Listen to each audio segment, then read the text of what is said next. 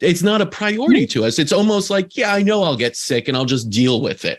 Instead of being like, I want to put in the time and effort to be the healthiest and happiest I can be. It just seems, even when you educate people, sometimes they're like, it seems like a lot. I'm okay with being sick until they are. And then they're like, whoa, this is really bad. I don't like being sick. Yeah. Yeah.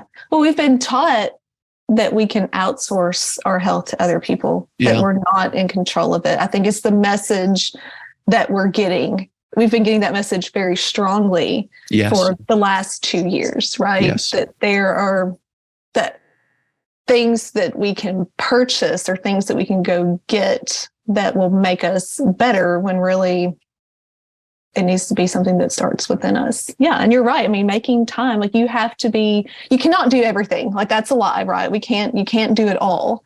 Mm-hmm. So we all have a limited amount of time. So you just have to be intentional about what you want to spend your life on. And what does that look like? Don't you find it wild that over the last 2+ years, not a single thing was mentioned on improving our health? Like not a single, like I didn't see a single, like, commercial out there that was like, hey guys, like, let's exercise a little bit. Let's eat a little cleaner now. It was only like, take the damn jab and shut up. And that's all, and sit home and wear that damn mask. And it was just like beat into you. And I was like, just one commercial I'd love to see of like, let's do something healthy. Yeah. It doesn't exist. And so I think that's really where people get lost, is that they think that the things that they can buy, because, well, I think like fast food or, bottled water, or whatever. Well, because I can buy that, it must be safe for me. But is that so? Obviously not. You posted something recently. Yeah, obviously not. You posted something recently that we were chatting about, with like the labeling now on the front of ridiculous. We do not need more food labeling. We need more foods with less labels. Like that's what we need. Yeah, and less ingredients, and just moving it like 3 inches from the side to the front does nothing to educate people even about what's in it. That's my big beef, is like, you want to empower consumers, let them know what the hell is blue number 2. Like you see that, you're like, it must be good because it's FDA approved, and they would stop it. But it's like, that's linked to a whole plethora of health issues. Right. So why are we allowed, like, the food label doesn't matter in a sense if we don't know what it really is or what it does. We don't know. We have no clue with most of these ingredients, and tens of thousands of them, what they're really doing to our body. But I would say we kind of know, because we're getting sicker and sicker, and we keep eating it and getting sicker. So it's like, I'm not going to say there's a direct correlation, but I'm going to say there's something there. There's an association, right? Yes, association. Yes, we say there's an association. Yeah, it's really sad though, because I feel like health literacy for most people is very low. Yes. And I would argue that even though I practice in the South, where there's a majority of people are obese, they have hypertension, they have diabetes. I would say that people are genuinely trying, I think, to the best of their ability to do what they think is right, to do what their physicians are telling them they need to do. But that's eating, low fat, fat-free dressing that's laden with sugar. That's getting Subway. They think they're doing better by getting a Subway sandwich instead of the McDonald's Big Mac. Yeah. Like, that's how confused we are about our health. And then what really kind of pisses me off is you get on social media and there's all these people arguing about carnivore, keto, paleo, vegan. And these people are getting so many mixed messages. Like, if you're at the point where you're like splitting hairs about like what type of steak is best, like, I don't think you need to be in this discussion. Like the majority of people are literally just trying to figure out that eating a steak is better for them than eating, I don't know, potato chips. Right. That's seriously where they're at. Yeah. Like, they're just at the point where they're just trying to figure out, like, oh, if I drink tap water, like we were talking about, if I drink tap water, that's better for me than drinking my diet soda. Yeah. You're absolutely right. So much of what I see on social media are these like almost advanced motions of things and kind of, things we don't really need to address. The fundamentals need to be addressed. We need to start small and make little wins of replacing a soda with some good, clean, filtered water.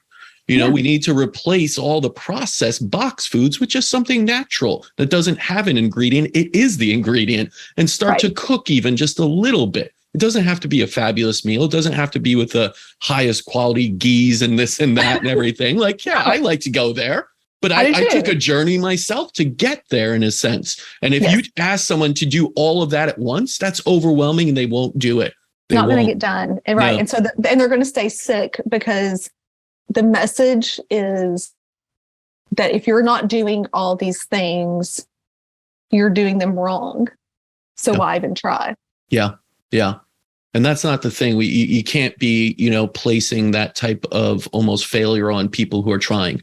No. And I do think it's the smart way to do it is just step by step. Get outside, go for a walk. You don't need to go like buy the gym membership and do like some advanced trainings and, all the high intensity training you see out there with all these people talking. It's like, that's great for someone in your state, but not for someone and the majority of people who are not in a state that haven't been to a gym in years and are obese. I think about too, the patients that I've had, you talk about autoimmunity, like when people feel bad, when people truly feel bad, think about the energy expenditure just to cook a healthy meal. Sure. Right? Just to go to the grocery store. Like this is huge for people, right? Just trying to take a walk up and down their driveway. Yep. So we need to reward, while it's great to be where we are, right? It's great to be at this point. We have to see where people are at. Yeah. And celebrate small wins. Celebrate the small wins. Yeah. Absolutely. Celebrate those. Like my coworker who bought the water filter and instead, of bringing this is a true story.